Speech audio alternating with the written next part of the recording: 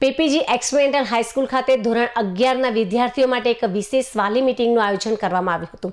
ચિંતા અને ચિંતન વિષય હેઠળ યોજાયેલી આ બેઠકમાં મોટી સંખ્યામાં વાલીઓએ ઉત્સાહભેર હાજરી આપી હતી. પરિણામ અને વ્યક્તિગત વિકાસ શાળાના આચાર્ય ડોક્ટર જેડ.એન. સોઢાએ પ્રથમ અને દ્વિતીય પરીક્ષાના પરિણામોનું ઊંડાણપૂર્વક વિશ્લેષણ રજૂ કરતા જણાવ્યું હતું કે વિદ્યાર્થીઓના ઉજ્જવળ ભવિષ્ય માટે શાળા અને વાલી વચ્ચેનો સમન્વય ખૂબ જરૂરી છે. જે વિષયોમાં વિદ્યાર્થીઓ નબળા જણાય છે ત્યાં સુધારા માટે વિશેષ વર્ગોનું પણ આયોજન કરવામાં આવશે. સ્પર્ધાત્મક યુગમાં વિદ્યાર્થીઓ તણાવમુક્ત રહી આત્મવિશ્વાસ સાથે પરીક્ષા આપે તે માટે મનોમંથન જરૂરી છે. માત્ર પુસ્તકીય જ્ઞાન જ નહીં પણ વિદ્યાર્થીની આંતરિક શક્તિઓ અને સ્કિલ ડેવલપમેન્ટ પર પણ ધ્યાન આપવામાં આવશે. શાળાના સુપરવાઇઝર ગમનભાઈ સુથારે વાલીઓને સંબોધતા જણાવ્યું હતું કે બાળકના ઘડતરમાં વાલીની જાગૃતતા પાયાની જરૂરિયાત છે.